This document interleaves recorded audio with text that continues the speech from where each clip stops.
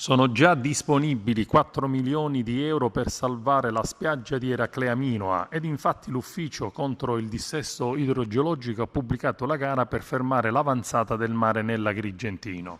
L'intervento prevede la realizzazione di 3 pennelli costituiti da massi ciclopici che proteggeranno la costa dalle mareggiate. Il presidente della regione Nello Musumeci dichiara: non verrà perso un solo giorno ed il responso degli accertamenti di laboratorio potrà essere già disponibile nel momento in cui i lavori dovrebbero iniziare. Nel maggio dell'anno scorso abbiamo deciso di intervenire per salvare la costa di Eraclea Minoa e adesso, nonostante la lenta macchina burocratica, siamo pronti. Il dirigente dell'ufficio idrogeologico Maurizio Croce ha messo a bando anche le nuove analisi della sabbia proveniente dal dragaggio del porto di Siculiana Marina, che sarà destinata al ripascimento del litorale devastato dai flutti.